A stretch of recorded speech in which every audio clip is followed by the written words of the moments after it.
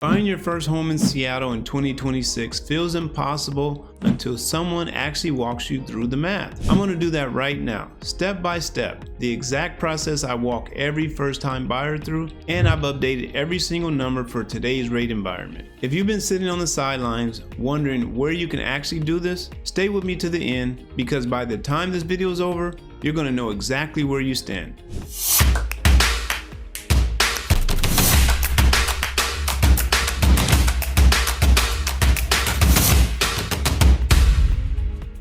Hey, I'm Kenny Pleasant, Seattle real estate agent. I've helped first-time buyers close on homes in this market for years, and I want to give you the same roadmap I give my own clients. 6 steps, let's get into it. Step 1, know your actual number. Lenders use what's called the 28-36 rule. It's 2 numbers, 2 limits, and whichever one hits first is the one that controls your budget. The first one, your monthly housing payment should not exceed 28% of your gross monthly income. The second one, your total debt, housing, car payments, student loan, credit cards, all of it should not exceed 36% of your gross monthly income. Here's what that looks like in real life. Say your household brings in $120,000 a year, that's $10,000 a month before taxes. 28% of $10,000 is $2,800. On paper, that's your housing limit. But here's where that second number can shrink that. 36% of $10,000 is $3,600. That's your total debt ceiling. Say you're already carrying $1,000 a month in car payments and student loans.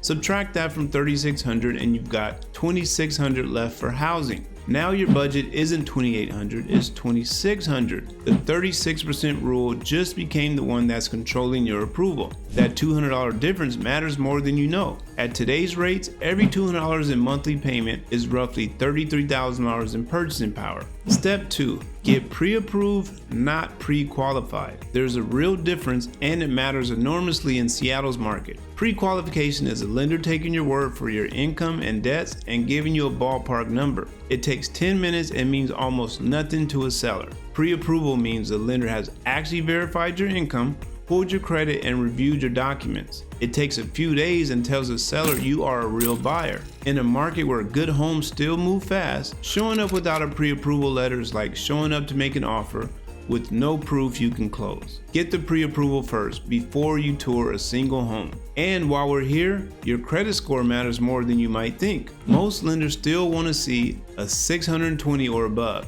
But if your score is 740 or higher, you are unlocking the best available rates. The difference between a 620 score and a 740 score on a $630,000 loan in Seattle can be $100 to $200 per month. That adds up to $40,000 to $70,000 across a 30-year mortgage. If your score needs work, spend 90 days paying down revolving balances before you apply. It's worth the wait. Step 3 is a down payment reality in Seattle. I hear this all the time. People think they need 20% down to buy a home. You do not. Here are your real options. Conventional loans allow as little as 3% down. FHA loans requires 3.5% down and are more flexible on credit scores. VA loans for veterans and service members are 0 down. And here's where it gets interesting, because Washington State has a set of programs that most Seattle buyers have never heard of and most agents never mention. The Home Advantage program. It offers below market interest rates on conventional FHA, VA, or USDA loans and is open to buyers earning up to $215,000 a year. That is not just a low-income program. That covers a lot of Seattle households. The House Key Opportunity Program goes a step further with even deeper rate discounts for buyers at lower income levels. And the HomeChoice program provides up to $15,000 in down payment assistance specifically for buyers with a disability or a disabled family member in the home. And the Veterans DPA program gives Washington State veterans up to $10,000 towards their down payment. And then there is the one I want to call out separately because it is historic and most people have zero idea it exists. The Covenant Homeownership Program. This is a Washington State program funded by law, specifically created to address the legacy of racially restrictive housing covenants that lock Black, Hispanic, Native Americans, Native Hawaiian, and Pacific Islander families out of neighborhoods across the state for decades. If you or your family member is part of one of those groups and had a family living in Washington before 1968, you may qualify for a 0% interest deferred loan for your down payment and closing costs, with no monthly payments until you sell or refinance. 0%. I'm going to do an entire video breaking down every single one of these programs in detail. Income limits, how to stack them, who qualifies for what, because it deserves its own video, not a footnote. Subscribe so you don't miss it. Now, the honest trade-off on down payment is this. Putting less than 20% down means you'll pay PMI, private mortgage insurance, until your equity reaches 20%. On a $700,000 Seattle home, PMI typically runs $200 to $600 a month, depending on your credit score and how much you put down. The lower your score and the smaller your down payment, the higher that number climbs. Factor that into your monthly budget calculation from step 1. Step 4, finding the right Seattle neighborhood for your budget. I'm not going to tell you where to live, but I am going to give you a framework for making the decision yourself. There's 4 questions. What is your commute situation and how much is your time worth to you? Do you have kids or are you planning to? Because school district boundaries in Seattle affect both your daily life and your resale value. Do you want a walkable urban environment or yard and space? And what is your risk tolerance? Do you want a stable, established neighborhood, or are you open to a neighborhood that is still developing but has more upside? Your answers to these 4 questions will eliminate most of Seattle options and point you toward 2 or 3 neighborhoods worth focusing on. If you want my specific breakdown of which Seattle neighborhoods offer the best value right now at different price points, I did a full video on that. Step 5, make an offer that actually wins. Seattle's inventory sits at about 1.8 months of supply right now. That is still a seller's market. Homes that are priced right are still getting multiple offers. So how do you compete without losing your mind or your shirt? There's 3 things. First, your pre-approval letter needs to be specific to the property. Not a generic letter with a high ceiling, but a letter that matches the offer price. It signals to the seller that you are a serious, focused buyer. Second, understand escalation clauses. This is a clause in your offer that says you will beat any competing offer by a set increment up to a maximum price. It keeps you competitive without requiring you to guess what others will bid.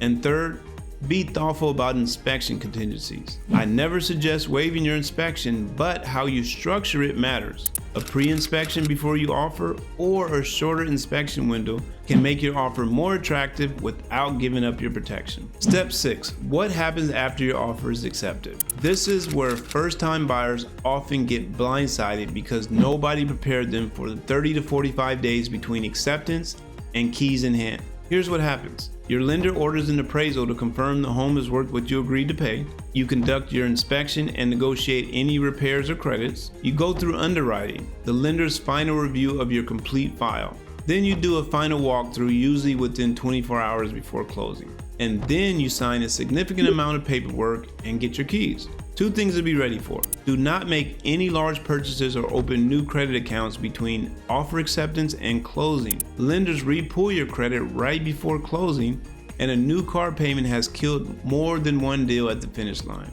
And make sure you have your closing costs budgeted. In Seattle, closing costs typically run 2 to 3% of the loan amount on top of your down payment. I put together a free first-time buyer checklist that walks through every one of these steps with specific timelines and numbers for Seattle. It's in the description, take it, it's free, no strings attached. And if you want to walk through your specific situation with me, my calendar link is in there too. First conversation is on me. Now here's the bottom line. Buying your first home in Seattle is absolutely doable in 2026 with rates where they are and inventory levels that give you a real shot at a fair deal. The buyers who succeed are not the ones with the most money. They're the ones who come prepared. Know your number, get pre-approved, understand your down payment options, and there are more than a few of them. Pick your neighborhood with intention. Make a smart offer and know what comes after. And if you want to go deeper on those Washington State and Seattle specific assistance programs, the ones I mentioned in step 3, I'm doing a complete breakdown in my next video. Every program, income limits, how to stack them, how to actually apply.